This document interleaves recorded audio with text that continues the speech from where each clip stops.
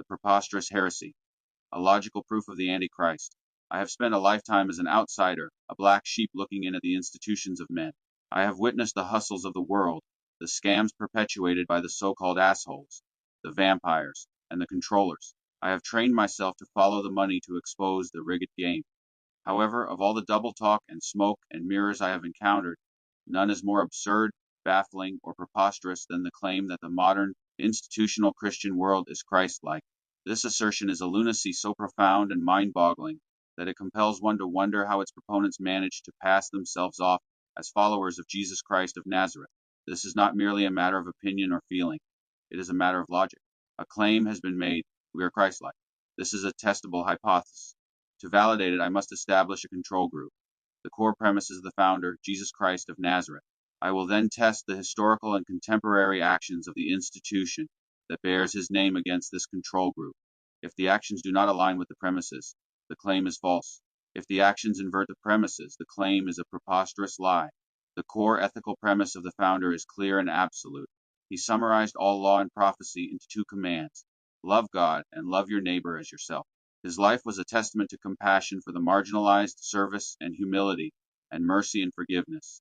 He stood against oppression, injustice, inequality, and tribalism.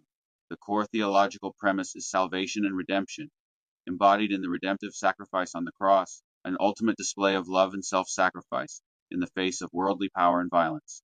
His ministry was characterized by radical nonviolence and universal love for all humanity, especially the sinner and the outcast. This is the control group. This is the unshakable foundation against which I will now test the actions of the followers. The first and most baffling contradiction is the Church's obsession with violence. The founder's central defining act was self-sacrificial nonviolence. He accepted crucifixion to break the cycle of violence, commanding his followers to love your neighbor. The modern Christian response: they would rather send their money and support to the forever wars, dispatching their sons and daughters to fight some imagined boogeyman. This is the preposterous oxymoron. How can one follow a man who sacrificed himself in a radical act of love and yet advocate for war? How can one worship the Prince of Peace while simultaneously blessing the military-industrial complex? The founder said, love your neighbor, not blow them away into a parking lot. This isn't merely hypocrisy. It represents a mind-boggling inversion of the foundational premise. It is an insanity proven time and again as they, with no effort to research the facts, simply obey the controllers and their boogeyman narrative. This lunacy reveals the Church's true function. It is not a hospital for the soul. It has become a recruitment center for the war machine. It has transformed into a product that produces consumers for the state's other products. This is the oldest hustle in the book, the rigged game I have witnessed on the streets. The big dogs, the controllers and politicians, maintain their power by keeping everyone scared and distracted. The modern church is their most effective tool. This act of war, blessed by the pulpit, is a profound philosophical betrayal of all human wisdom. Native American tribes understood the world as a sacred hoop where all are related. To blow up a village on the other side of the planet is to break that hoop, to declare that not all are related. The African philosophy of Ubuntu teaches, I am because we are. The forever war represents the ultimate rejection of Ubuntu. It necessitates the creation of a false other to dehumanize and kill, all so that a few in the war machine can profit. This double talk allows a Christ follower to champion a scam that their founder would have condemned with his dying breath. The founder never dehumanized anyone. He actively welcomed outcasts, sinners, and children. He challenged social exclusion and tribalism, standing for the respect and dignity of all people. Now I turn my scrutiny upon the followers.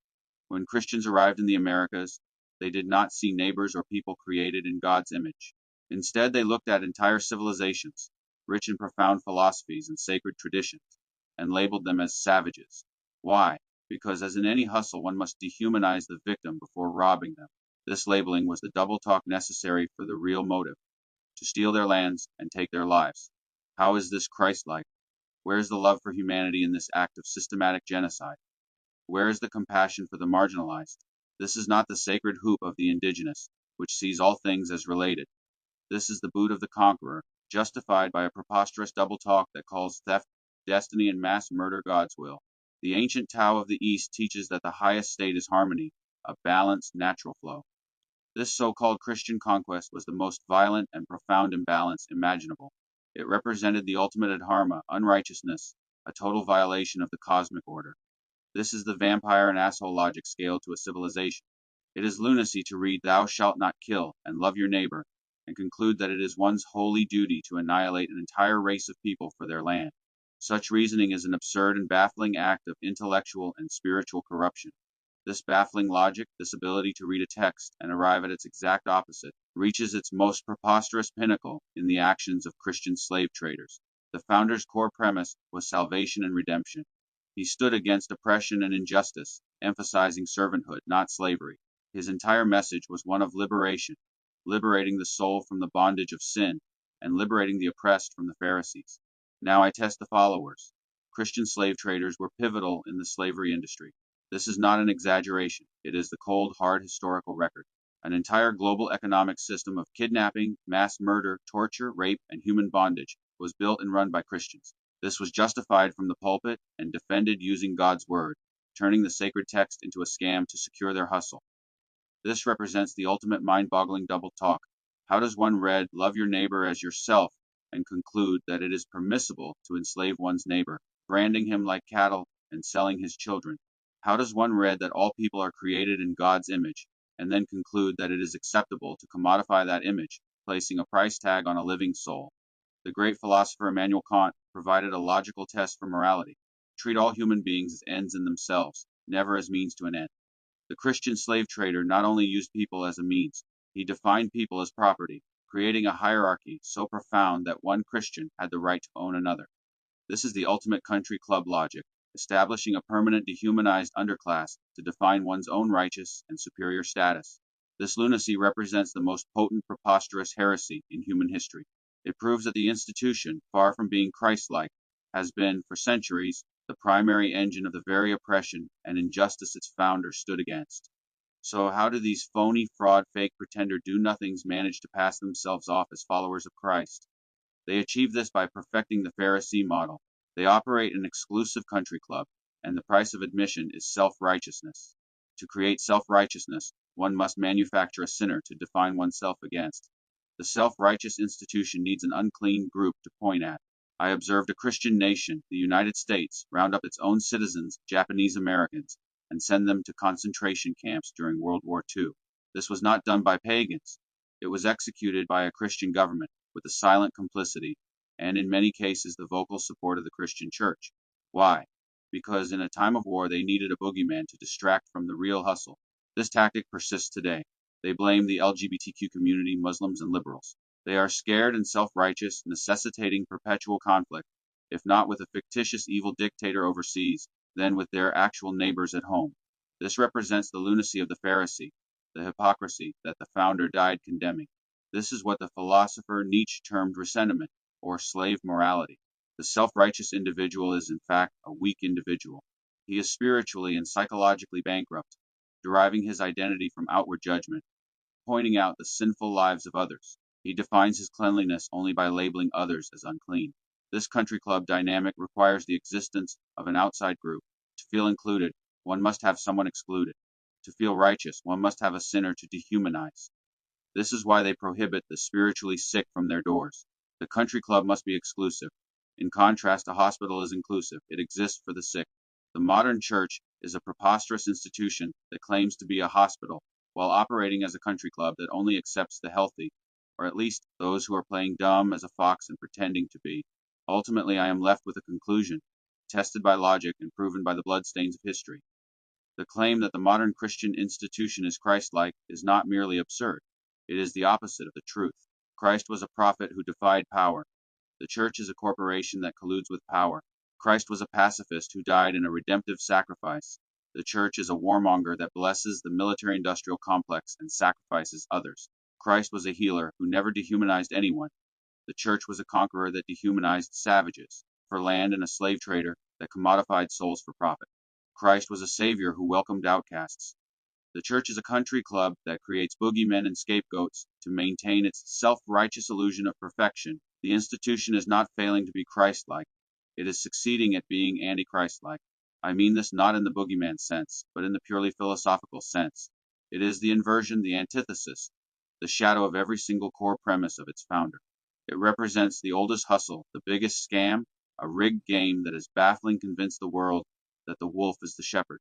The preposterous lunacy of it all is that they pass themselves as followers of the very man they crucify, over and over again, every single day.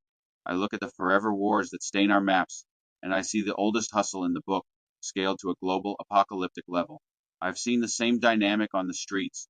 The big dogs keep their power by making sure everyone else is scared and distracted.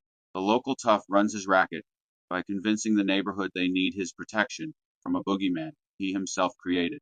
The suits and generals run the same rigged game, just dressed up in flags and speeches. The first lie is that these wars are about freedom or security. This is the double talk, the Orwellian corruption of the logos, where war is peace. I've learned to follow the money, and the money tells the real story. The defense contractors, oil barons, and politicians are the only ones who profit. The war is not a failure of policy, it is a profitable success. It is a machine designed to keep itself fed, and its fuel is the blood of soldiers and civilians who pay the price. This is the ultimate profanity, the organized industrial sacrifice of the sacred for the profane. The second lie is that the enemy is an existential threat. The boogeyman, the fictitious evil dictator, is always a necessary hidden angle. This is the shadow play on the cave wall that the ancient Greeks warned us about. The masters of the scam paint a terrifying shadow on the wall, and the cattle class, who play dumb as a fox, are chained in place, cheering the cause and ignoring the body count. They are terrified of the shadow, never realizing the big dogs are the ones casting it, safe and warm by the fire. But the greatest double talk of all, the most preposterous oxymoron, is watching so-called Christ followers champion this very machine. Their entire faith is built upon a founder who sacrificed himself on a cross in the ultimate display of love and self-sacrifice, a radical act of nonviolent submission to worldly power. Yet these same followers are all for war. They are the first to bless the military-industrial complex and send their children to die for the boogeyman. I must ask the logical question. How does a Christ follower allow another country to be blown up into a parking lot? How do you worship a lamb with the fangs of a wolf? How do you pledge allegiance to the Prince of Peace and the God of War in the same breath? This is the central insanity. They have inverted their own foundational premise, turning a message of sacrifice for others into a justification for sacrificing others for their own security and profit. The great traditions of wisdom, East, West, and tribal, all understood that the highest state of being is harmony. The Tao is the balanced, natural flow. The Native American sacred hoop is the circle of all relations. African concept of Ubuntu is, I am because we are. The forever war is the ultimate deliberate act of imbalance. It is the breaking of the hoop, the rejection of Ubuntu. It requires the creation of a false other, so that we forget we are all related. It is a world poisoned by adharma unrighteousness, so that a few can rake it in. Ain't nothing free. The true cost of this hustle is not just the lives lost or the treasure spent. The true cost is our humanity. The big dogs need chaos to keep their leash on the world. A world at peace, a world in harmony has no need for a warlord. A world that sees its interconnectedness has no place for a defense contractor. The forever war is the system's hustle to keep us fractured, scared, and dependent on the very masters who created the filth in the first place.